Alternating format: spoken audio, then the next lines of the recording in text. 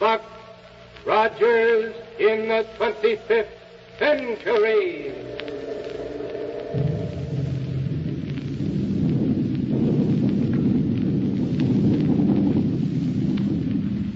Buck Rogers is back on the air. Buck and Wilma and all their fascinating friends and mysterious enemies in the super-scientific 25th century. This program is brought to you by the makers of Popsicle, Fudgicle, and Creamsicle, those delicious frozen confections on a stick. Now I have a swell surprise for you. The famous winner of the Typical American Boy contest has now become Popsicle Pete. And here's a message from him. Hello, everybody. I sure am glad to meet you. And boy, am I glad I was picked to be the Typical American Boy. Because now I'm Popsicle Pete. I always wanted to be on the radio, and now I have a chance to tell you about some wonderful presents you can get free. Gee, you ought to see them. Hundreds of them. You get them just for saving bags from nifty Popsicle, Fudgicle, and Creamsicle. Some gifts, even better than Christmas. You can get a wristwatch, a movie camera, table tennis, a wallet, a doll. Gee, lots of gifts. Just save the bags from Popsicle, Creamsicle, and Fudgicle on a handy stick. Boy, do they taste good. Wholesome, too, and nourishing. Made fresh every day of the finest ingredients. The biggest 5 cents worth anywhere. And say, kids, get the free illustrated Popsicle gift list at your ice cream store. A free coupon comes with it, worth 10 bags. And now for Buck Rogers and his thrilling adventures 500 years in the future. As you probably know, Buck was born right here in our own times, in this 20th century. And the story of how he got started on his amazing adventures so far in the future is mighty interesting. But instead of telling you about it, let's turn the dial that'll project us ahead in time and find out all about it that way. Now, the capital of 25th century America is Niagara. And there it is that Doctor Heur, the great scientist, has his marvelous laboratory. In one room of it, he's working on a strange-looking device that sends a peculiar greenish light down onto a human figure lying on a table before him. Shall we join him there? Okay, then, here we go. 500 years into the future.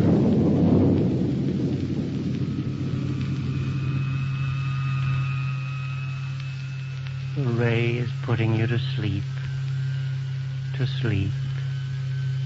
Relax and sleep. Sleep. Sleep. Good. The ray's had its effect. Now I can go ahead. Yes, come in. Oh, hello, Wilma. Hello, Dr. Heur. My, why don't you have more light in here? Coming in from outside, I can hardly see a thing in this spooky greenish glow. Part of a little experiment I'm conducting. Oh. But tell me, have you seen anything of Black Barney here in Niagara? Why, no. Hasn't given up his job of Prime Minister on Mars, has he? Oh, no. But one of his Martian rocket ship factories has worked out a new control device for me. I rather hoped he'd get here with it today. Oh. Meantime, I've made ready for a final test of this little invention here. Like to stay and see it? I'd love to, Doctor, and you know it, but I just dropped in to find out if you'd seen any sign... Oh. What's the matter? Doctor, what's happened to him? Eh?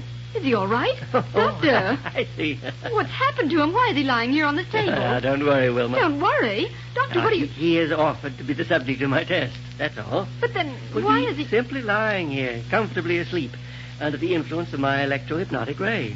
Oh, I was afraid something had happened to him. Not a thing. Surely you don't think for a minute that I'd do anything No, of course not. But the electro-hypnotic ray... Are you sure this experiment won't hurt him in any way? Oh, absolutely sure. Well, you can't blame me for being a little shocked for a minute. But what's that thing up near his head that looks like a miniature power plant with a loudspeaker on top of it? That, Wilma, is my latest scientific achievement. My newly perfected electro-hypno-mentalophone. Your what?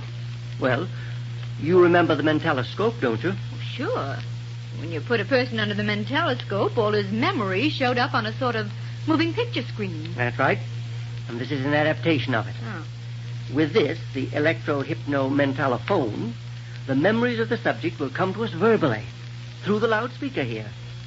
Provided, of course, that my calculations have been correct.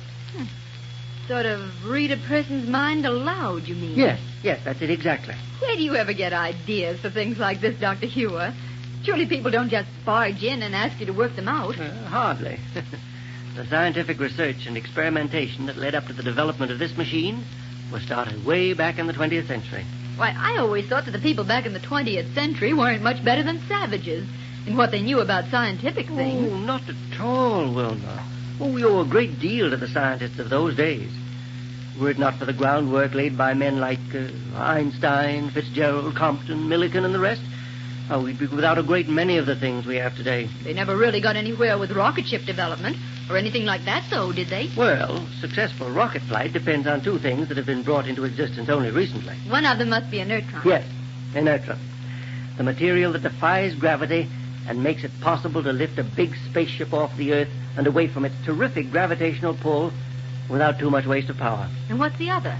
Impervium. The only metal capable of withstanding the high temperature of rocket blast for any length of time. Oh. But now, let's go ahead with this experiment. Yes, let's. And you can tell me how this apparatus works as we go along, just what it does to them. Well, not very much to tell you about the apparatus itself, Wilma, except that here, in this little pad under his head, is an extremely sensitive and high-frequency response piezoelectric oscillator of quite complicated design. Yes, I guess so. Yes. And I've succeeded in tuning it to receive the minute electronic impulses that emanate from his brain Yeah.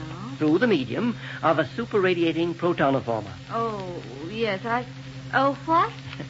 In other words, we're able to obtain sufficient amplification of the impulse output to register audibly through a process of thermionic note magnification. That's all there is to it. I think I'll understand it better when I see this thing work. I shall be very much disappointed if it doesn't. Oh, don't you worry about that, Doctor. Your inventions always work. I have been rather lucky in most of my experiments, haven't I? Lucky. Well, now let's proceed with this one. All right. Anything I can do to help? No, thanks. First of all, we'll have to switch in the electronoformer. Gives the electronoformer a sort of eerie sound. Yes. And now, when I switch on this microphone and speak to him, my words will be registered directly on his brain. Not through his ears, you understand, but directly on his brain. Uh-huh. And if we're successful, we'll receive his subconscious response through the loudspeaker. Go ahead, Doctor. Now, young man, what is your name? I said, what is your name? Buck Rogers.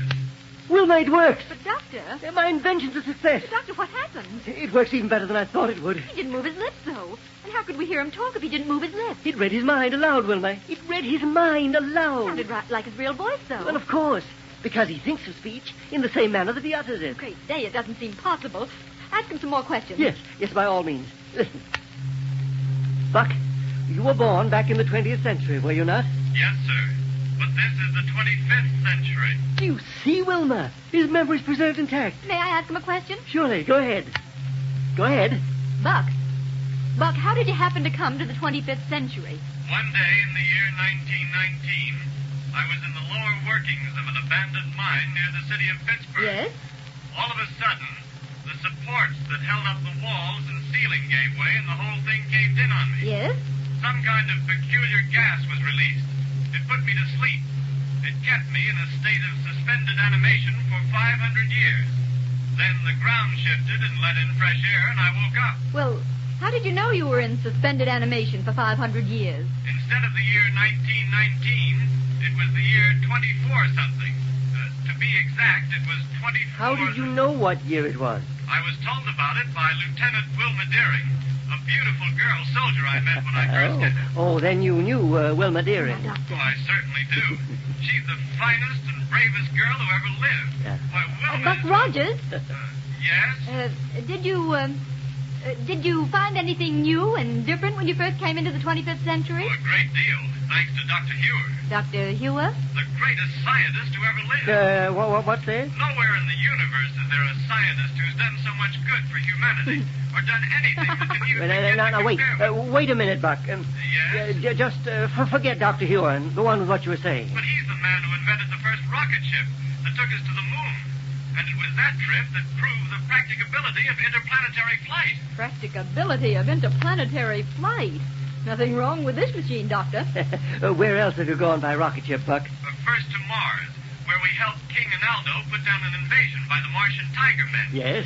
Then to Saturn and the Saturnian moons, Venus, Jupiter, and even far-off Pluto. planet did you find most interesting? Well, that's hard to say.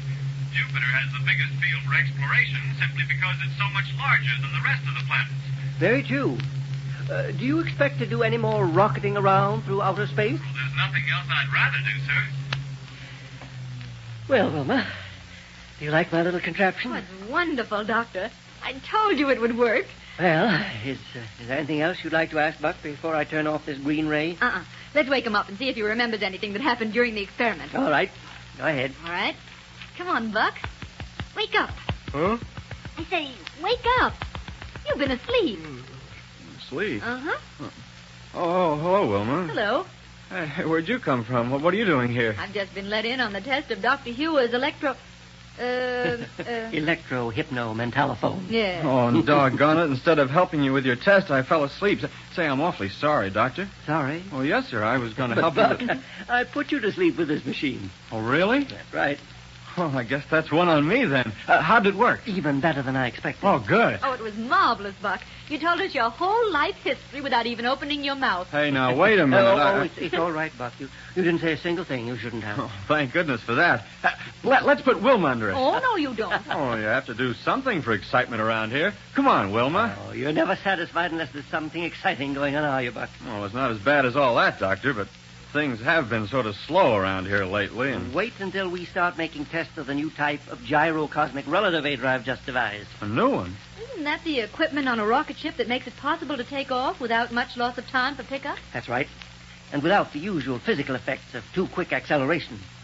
It removes from your ship the normal effects of weight and inertia and momentum and the like. Well, how have you improved the relativator, Doctor? Buck, if this new instrument does what I hope it will, there'll be practically no limit to the speed of a rocket ship immediately upon taking off. Good night. Imagine getting into the control cabin, opening the power lever, and going a couple of 1,000 miles an hour just like that. That's exactly what we'll be able to do, Wilma. Boy, that hardly seems possible, does it? But when can we test it out, Doctor? Have you already got it installed on a rocket ship? No, Buck. As a matter of fact, I don't even have it yet. Huh? Oh, it's been made up all right. The one we'll use for the test, but it isn't right here yet. I don't understand, Doctor. Well, yes, sir. Can't we get it here? The sooner we can get it and start trying it out, the sooner we can break the monotony of just sitting around here doing...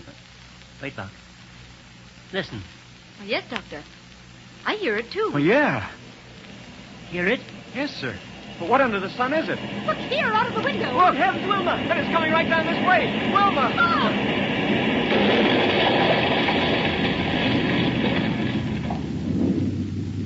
Say, Buck's wish for excitement certainly came true in a hurry. Great day. I wonder what that was. And I certainly hope he and Wilma and Dr. Heur are all right. What do you say, Pete? Well, I know what would make me feel all right. A great big frozen fudgicle.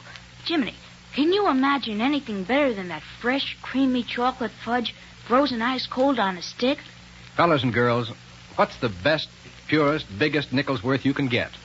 Right, a fudgicle. Delicious and full of healthful energy. Made only from pure milk products. Swell to eat and easy to digest. Now, don't forget to save the bags for those wonderful free prizes. Exciting gifts like cameras, dolls, sweatshirts, gorgeous jewelry, and lots of other things. Now listen, kids. Be sure to get your free popsicle gift list at your ice cream store. Don't take no for an answer.